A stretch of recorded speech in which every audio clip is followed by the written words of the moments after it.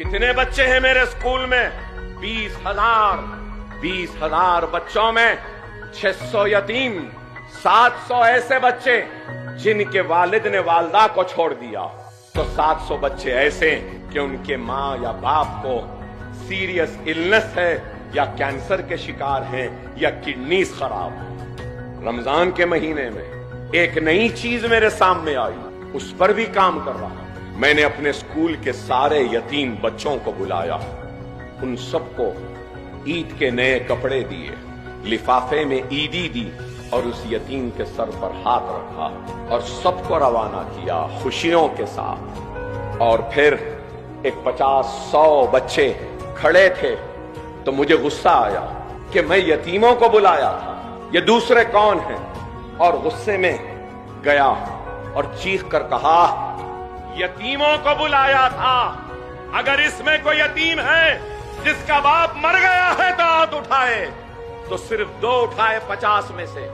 मैंने कहा चलो 2 इधर आ जाओ। बाकी लोग क्यों खड़े हैं?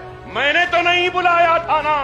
तो उसमें से 2 लड़कियां मेरे गुस्से को देखकर रोने लगी। मैंने पूछा क्यों रो रहे हो? तो 2 लड़कियां रोते रोते कहने लगी, अकबर भाई हमारा बाप जिंदा है लेकिन 12 साल हो गए, हमारे बाप ने हमारा पुरसाने हाल नहीं जाना, 12 साल हुए हमने उनको नहीं देखा, उसने हमको नहीं देखा, हमारे पास ईद के लिए कपड़े नहीं है, कोई नहीं है, हमारी माँ घरों में बर्तन मांजती है, हम यतीम नहीं हैं लेकिन यतीमों जैसी जिंदगी गुजार रहे हैं। मैं आगे बढ़कर उन रोती हुई बच्चियों को अपने गले लगा लिया और कहने लगा, बेटी मुझे माफ कर दो, मेरे गुस्से को माफ कर दो, तुम फिक्र न करो, तुम्हारा बाप अकबरुद्दीन ओवैसी की शक्ल में जिंदा है।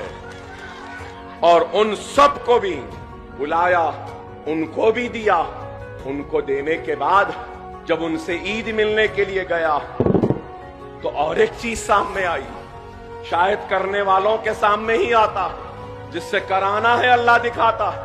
फिर एक 4-5 बच्चियां आई और उन्होंने कहा, हम वो बदनसीब हैं जिनकी मां का इंतकाल हो गया। मैंने हैरत से देखा तो उन लड़कियों ने कहा, अकबर भाई हमारी मां नहीं है और हमारे मां के इंतकाल के 15 रोज में ही हमारी वालिद ने दूसरी शादी कर ली। हमारी सौतेली माँ हमारा ख्याल नहीं रखती। 2 महीने चिचा के पास, 3 महीने नानी के पास, फिर 2 महीने मामू के पास, तो फिर 4 महीने खाला के पास। यूं ही जिंदगी गुजर जाती है।